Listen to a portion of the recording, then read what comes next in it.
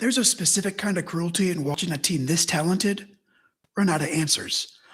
Not run out of stars. Edmonton still got those, and they didn't run out of reputation.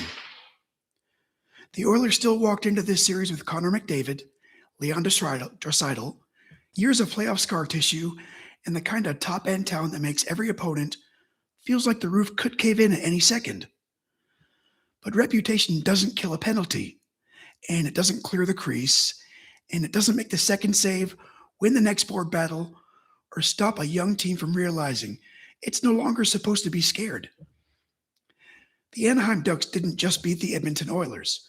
They made them look old in the worst possible way. Not ancient, and not washed, and not helpless. Just a half step late, little too thin, a little too dependent on the same old rescue plan. And now the rescue plan is out of runway. Welcome to postmortem. Only one team makes it to the end. This is the death of the Edmonton Oilers. The official cause of death, star dependency with defensive organ failure. That sounds harsh, but this isn't really a harsh autopsy. It's almost a familiar one. Edmonton has spent years living with the same bargain.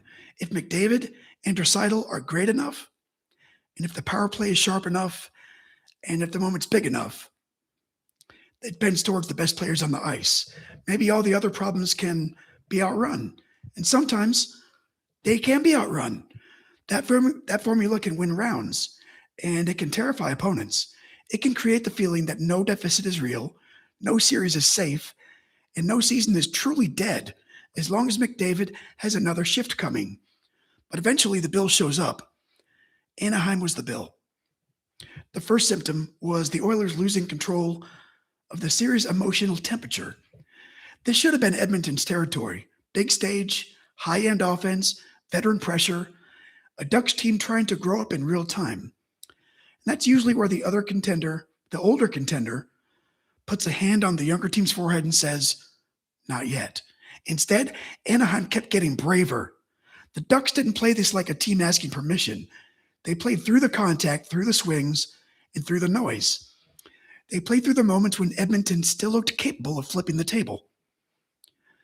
Young teams don't know when they're supposed to lose, and that makes them dangerous.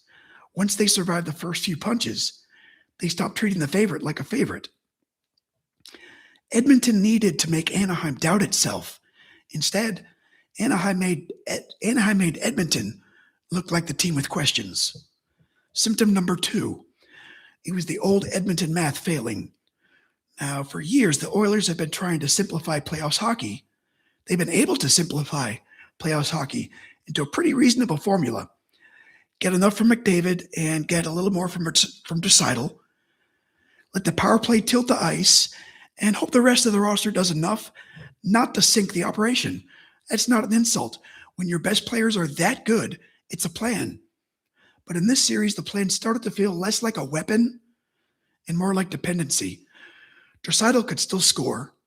McDavid could still bend shifts. Ryan Nugent-Hopkins could still matter. Evan Bouchard could still produce from the back end. There were still flashes where Edmonton looked like Edmonton, where the puck started moving faster than Anaheim could process. The problem is that a flash isn't the structure.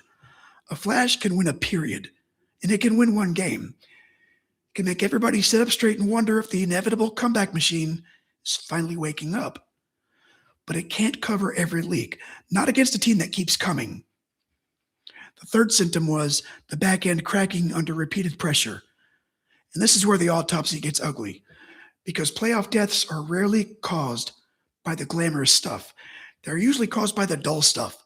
Failed clearing attempts, soft gaps, lost assignments. A goalie left to solve too much. A defense that spends too much time turning around. Edmonton didn't die because McDavid forgot how to be McDavid. Edmonton died because the Ducks kept finding ways to make the Oilers defend like a normal team.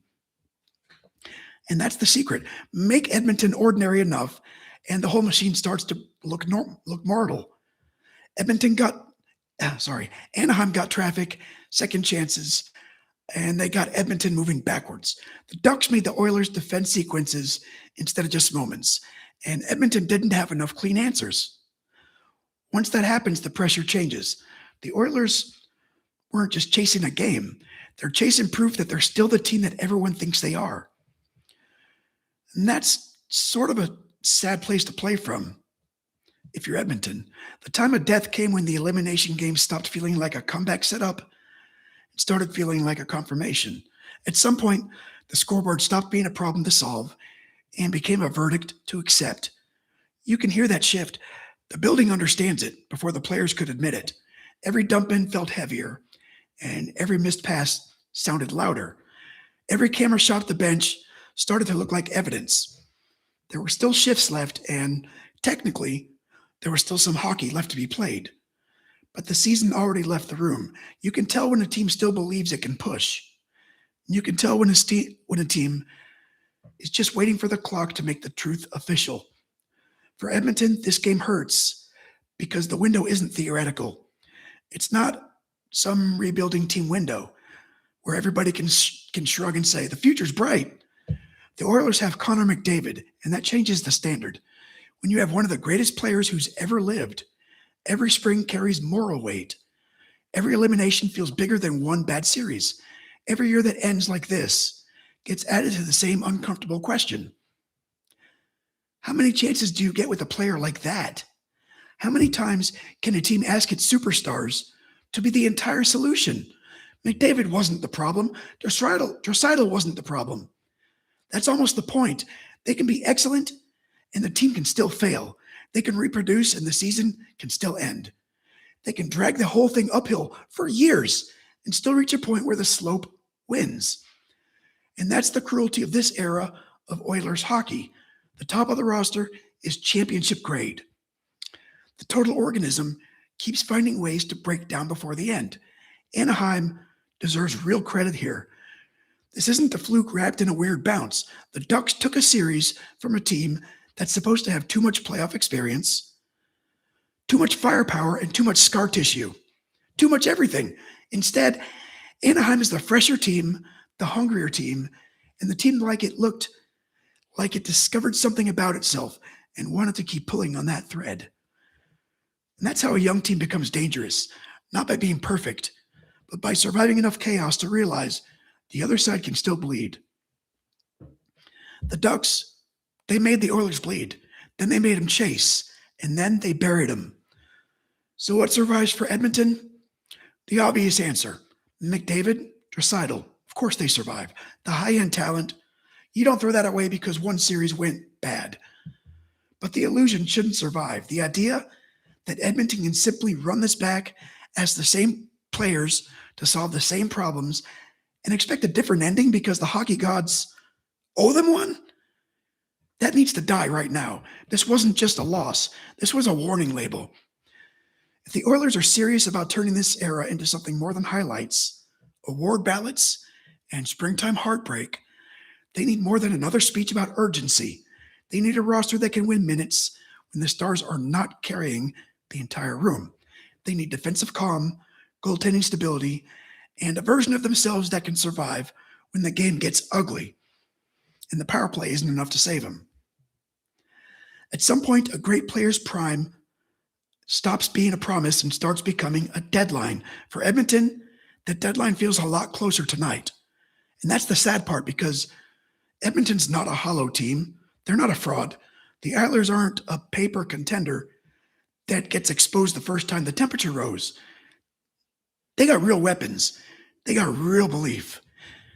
A real path if everything lines up. But playoff hockey doesn't care about the best version of you in theory.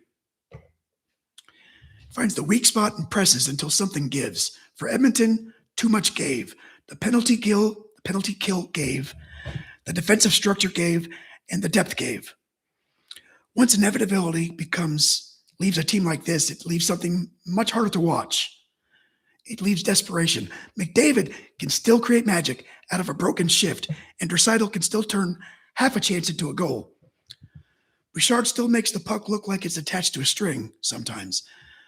But if every answer has to come from the same few guys, eventually those hands start to get heavy.